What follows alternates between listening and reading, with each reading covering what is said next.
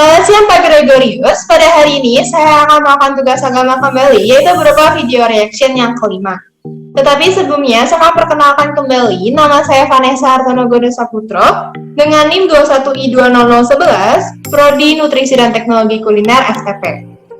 Di sini, dari video YouTube yang saya tonton, terdapat 3 pertanyaan dari Bapak. Yang pertama, menurut ideologi agama dan keyakinan Anda, bagaimana cara kita menjalin relasi dengan sesama meskipun berbeda syarat, supaya harmonis dan maju sejahtera bersama, lalu berikan juga kutipan kitab sucinya.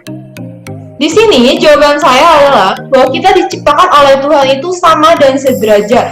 Tidak ada yang lebih tinggi secara kasta, pendidikan, kekayaan, ataupun kekurangan fisik. Kita berdiri sama tingginya, duduk sama rendahnya. Jadi, selayaknya kita tidak membeda-bedakan atau menggolong-golongkan sekelompok orang menurut suku, kepercayaan, atau statusnya. Dengan begitu, kita bisa bekerja sama, bertoleransi, menghargai, dan menghormati.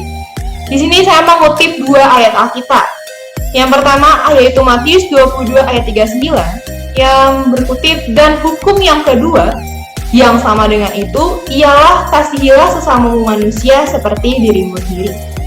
Yang kedua, itu ada di Keluaran 20 ayat 12-18, kurang lebih seperti hormati ayahmu dan ibumu, supaya lanjut umurmu di tanah yang diberikan Tuhan Allahmu kepadamu.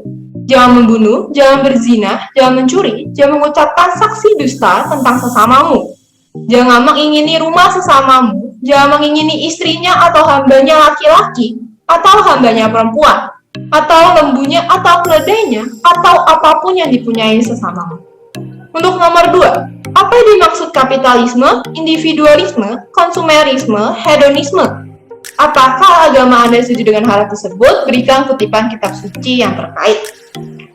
Jawaban saya, kapitalisme adalah paham yang menyatakan bahwa perorangan atau swasta yang memiliki modal besar dapat menguasai perekonomian atau perdagangan serta dianggap dapat menyejahterakan masyarakat. Lalu, individualisme merupakan satu paham yang menyatakan bahwa moral atau hak asasi manusia itu yang terpenting. Jadi, semuanya bersumber dari kemampuan manusia itu sendiri.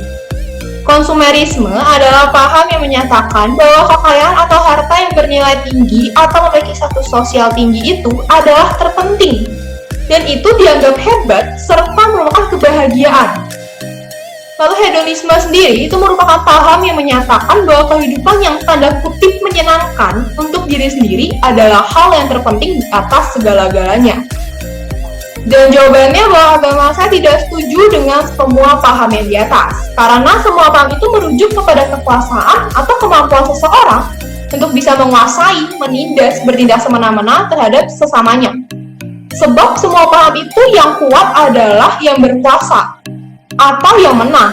Sedangkan di agama saya, kita harus hidup dengan saling tolong-menolong, tidak boleh sombong dengan kemampuan, kekayaan, atau kekuasaan yang kita miliki.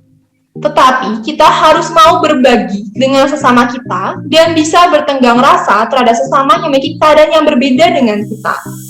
Dan yang paling cocok dengan agama saya adalah ideologi Pancasila. Di sini saya mengutip Lukas 18 ayat 18, yaitu tentang orang kaya sukar masuk kerajaan Allah. Jadi ceritanya, ada seorang pemimpin bertanya kepada Yesus, katanya, "Guru yang baik, apa yang harus aku perbuat untuk memperoleh hidup yang kekal?" Ya, jawab Yesus, "Mengapa kau katakan aku baik? Tak seorang pun yang baik selain daripada Allah saja. Engkau telah mengetahui segala perintah Allah, jangan berzina, jangan membunuh, jangan mencuri, jangan mengucapkan saksi dusta, hormatilah ayahmu dan ibumu." Kata orang itu, "Semuanya itu telah kuturuti sejak masa mudaku." Mendengar itu, Yesus berkata kepadanya, "Masih tinggal satu hal lagi yang harus kau lakukan. Jualah segala yang kau miliki dan bagi-bagikanlah itu kepada orang-orang miskin. Maka engkau akan beroleh harta di sorga, kemudian datanglah kemari dan ikutlah aku." Ketika orang itu mendengar perkataan itu, ia menjadi amat sedih sebab ia sangat kaya. Lalu Yesus memandang dia dan berkata, "Alangkah sukarnya orang yang beruang masuk ke dalam kerajaan Allah. Sebab lebih mudah seekor unta untuk melalui lubang jarum daripada seorang kaya masuk ke dalam kerajaan Allah." Dan mereka yang mendengar itu berkata, "Jika demikian, siapakah yang dapat diselamatkan?" Kata Yesus, apa yang tidak mungkin bagi manusia, mungkin bagi Allah. Lalu untuk pertanyaan terakhir, itu pertanyaannya berupa, dalam kitab suci Anda dijelaskan konsep dunia tanda kutip kiamat atau apokalips. Karena keseluruhan manusia, jelaskan apa yang terjadi sebelum, selama, sesudah konsep kiamat tersebut. Di sini jawaban saya adalah, dalam peristiwa air bah di zaman Nabi Nuh itu, manusia sudah tidak bermoral. Karena sudah melakukan kehidupan yang menyimpang dari perintah Allah seperti amoral, saling menindas. Karena di zaman itu banyak malaikat Tuhan yang kawin dengan manusia, sehingga anaknya memiliki kekuatan lebih dibandingkan manusia pada umumnya. Di waktu Nabi Nuh mendapat perintah Tuhan untuk membuat bahtera itu, Tuhan ingin melenyapkan semua manusia di bumi kecuali keluarga Nuh. Tetapi sebelum air bah itu terjadi, Nabi Nuh sudah berkali-kali mengingatkan manusia yang ada pada waktu itu untuk segera bertobat. Tetapi yang terjadi, mereka tidak mendengarkan perkataan Nabi Nuh. Mereka mengejek dan mengatakan bahwa Nuh itu gila. Setelah bahtera Nuh ditutup pintunya oleh Allah, lalu turunlah hujan yang lebat. Dan itu membuat mereka baru sadar dan meminta Nuh untuk membuka bahteranya. Tetapi semua itu sudah terlambat. Maka binasalah semua manusia yang ada di bumi pada waktu itu. Sesudah air bah, muncullah kehidupan baru dari tumbuhan serta keturunan Nabi Nuh untuk menjadi manusia yang baru. Kehidupan yang lebih baik dibandingkan kehidupan sebelum air bah. Itu juga diistilahkan dalam Alkitab sebuah tanda kutip dunia baru, yang mengartikan kehidupan yang baru atau yang kehidupan yang berbeda dari sebelumnya. Itu ada di Kejadian 7 ayat 1-24. Sekian video reaction saya pada hari ini. Terima kasih dan maaf jika ada kesalahan dalam tutur kata saya. Terima kasih ya.